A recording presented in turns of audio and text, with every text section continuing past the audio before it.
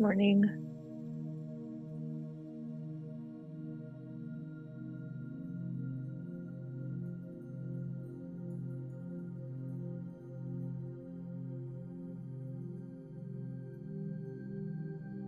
As we get started in our practice this morning,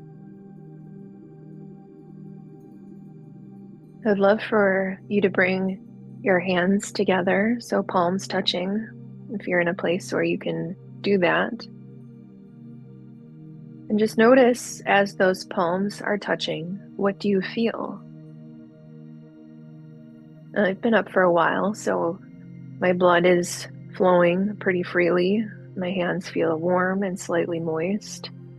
I can feel with each breath a little slight change in the amount of pressure between, and pressure is probably not the best word, force, if any of you are critiquing me on my science language or my physics language, it's force, not pressure.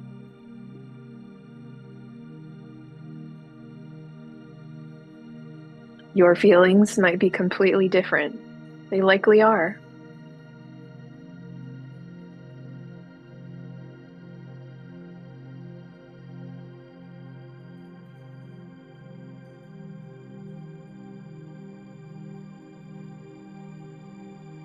All awareness and focus on the two hands meeting.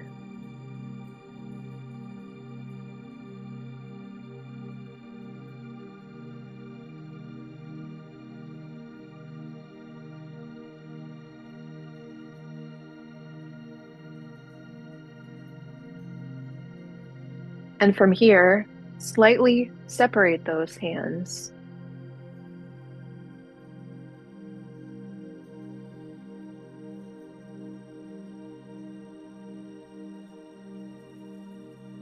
Perhaps coolness, slight breeze.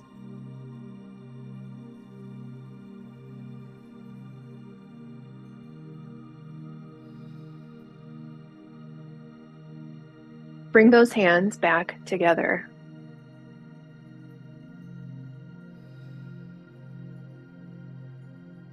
And as vigorously as possible, rub your hands together.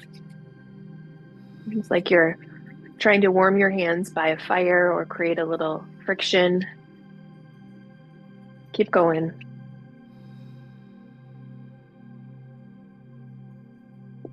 And we're going to be here for 10, 9, 8, 7, 6, 5, 4, 3, 2, and 1. Hands back to heart, slightly separating.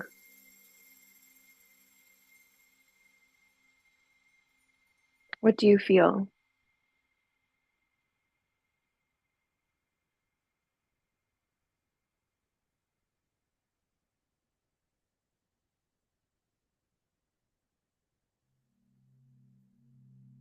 When you feel complete in your observation, you can lower your hands, whatever your normal posture is for meditation.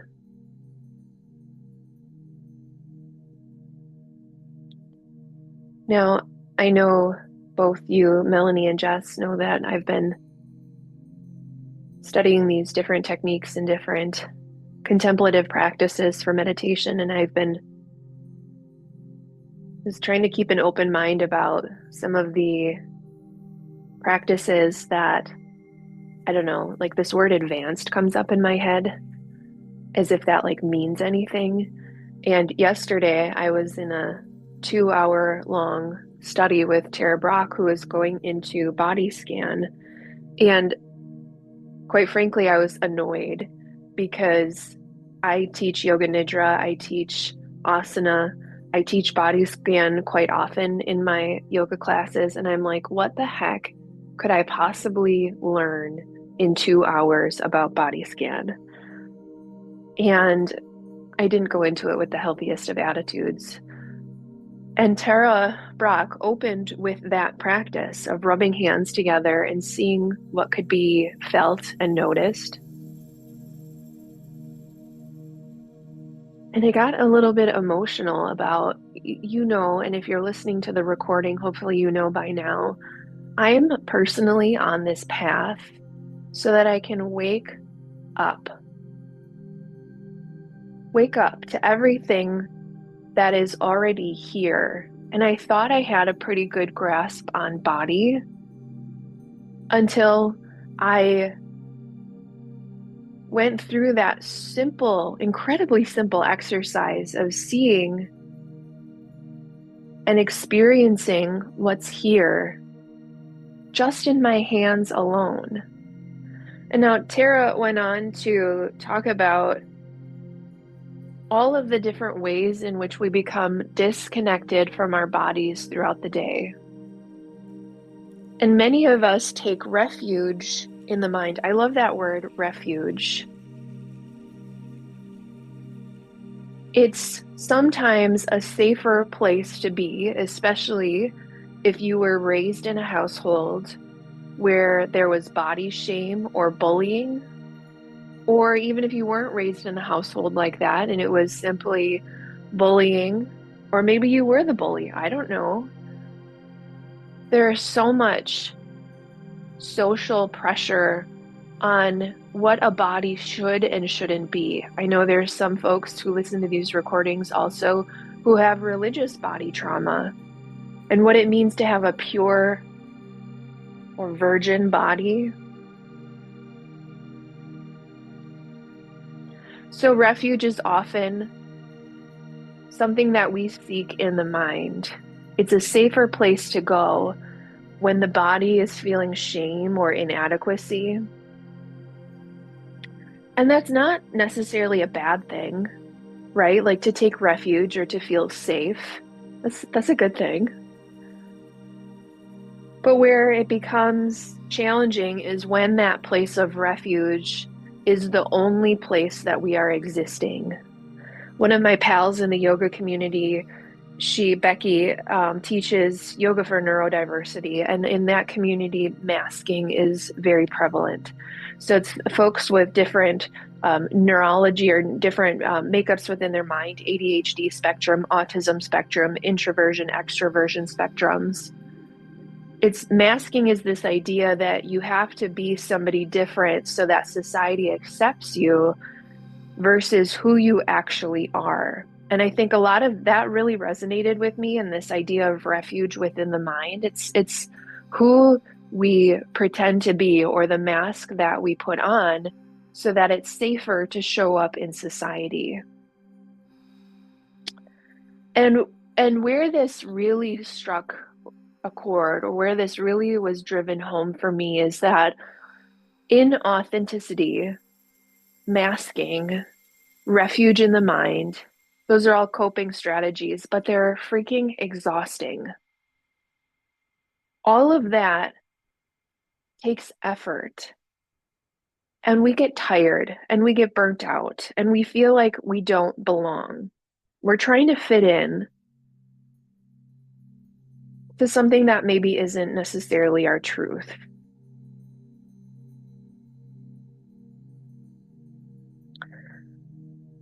And in some meditation circles, the body has also become part of that spiritual materialism.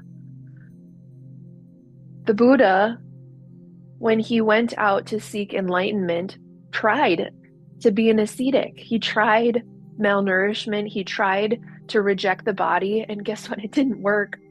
The body is part of this experience, which is why it is in our foundations of mindfulness. We spent so much time in the Satipatthana Sutta uncovering the ways in which our body exists.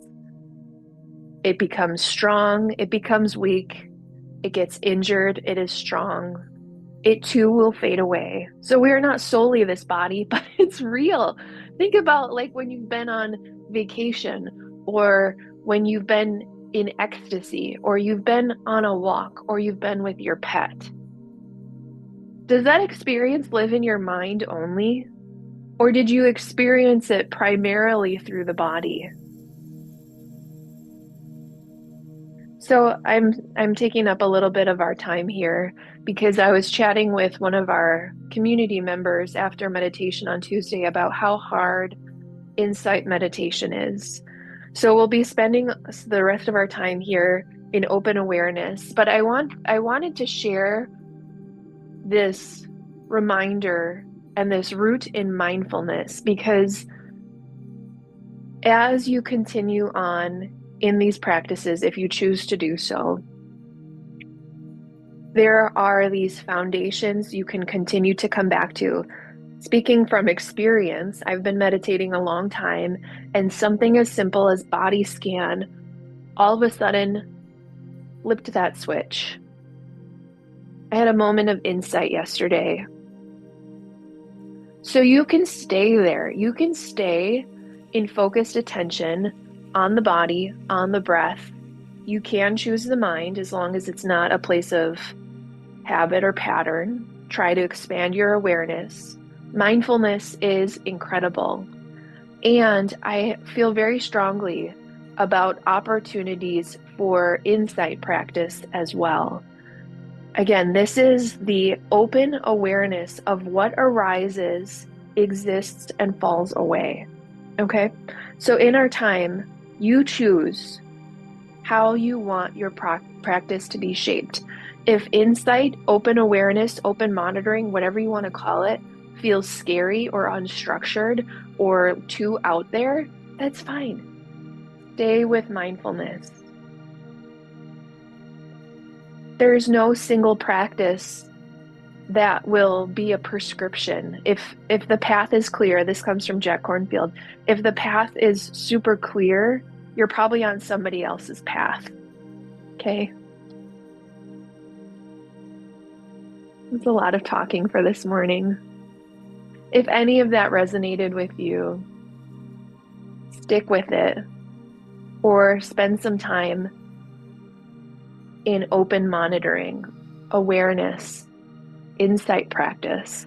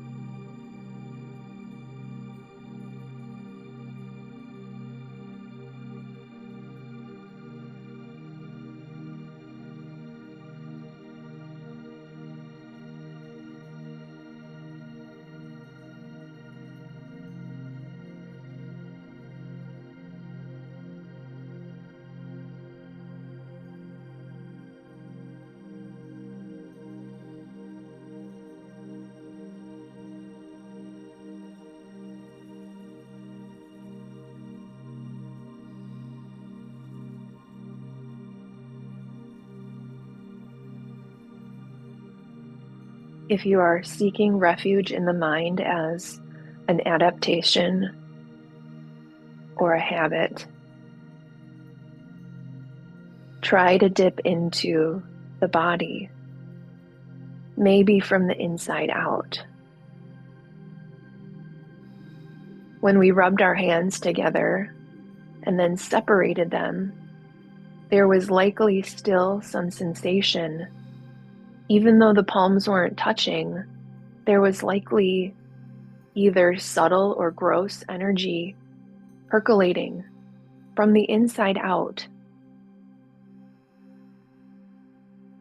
If that's your object of focus, the body, let it be expansive and subtle. Interesting combo.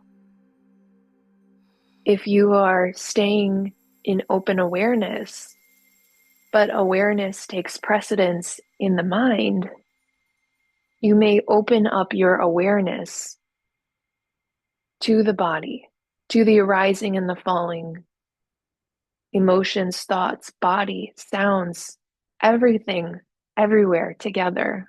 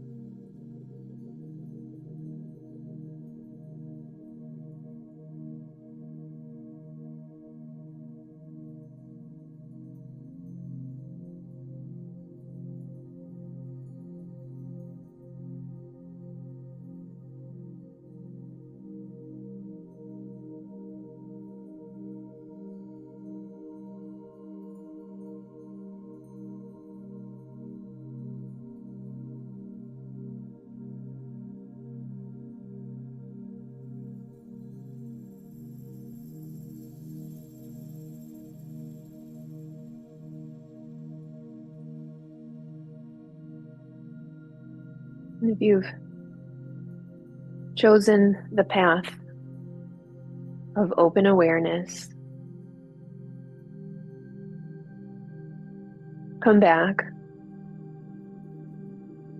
If you've chosen the path of mindfulness, focused attention, come back.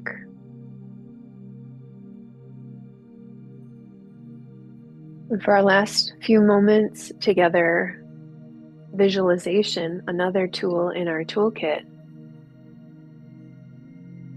Remember, bring into your consciousness a time from your past where you have felt strongly, maybe a positive, strong feeling.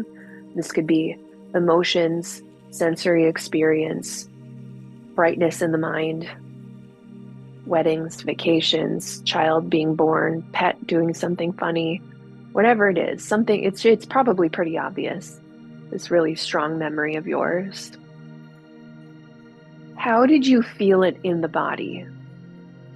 In a visceral sense? Was energy coursing through your veins? Was there crisp clarity in the mind, exuberance or jubilance? Those are fun words.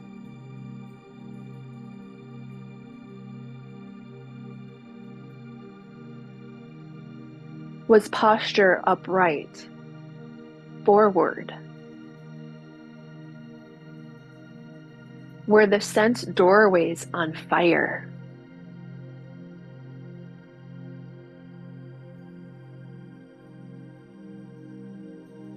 The body is nothing to be ashamed of. The body maybe is more real than a lot of points of refuge within the mind. Maybe. I don't know. You have to decide for yourself how much precedence or what kind of a home you want to create within your body.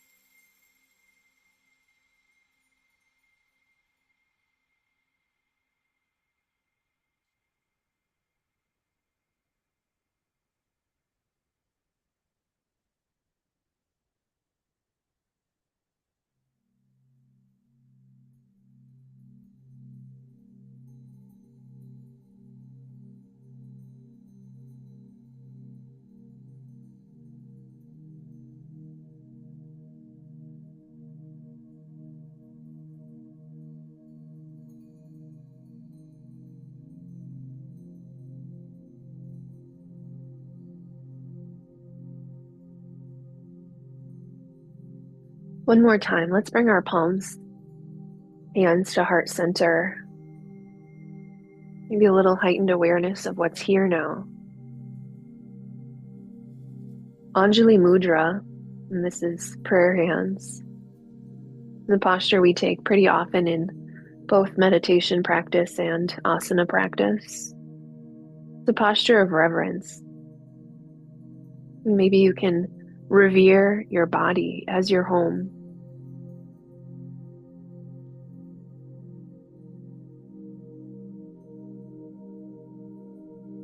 May the merits of this practice be of benefit to all sentient beings. And I really mean that. Every body is unique and incredible and a force of nature. I hope you carry your own as your home in all of its beauty and all of its quirks. and see that in others as well. The merits of this practice are of benefit to all sentient beings, and we include ourselves in the circle of compassion. Thanks so much for your practice this morning.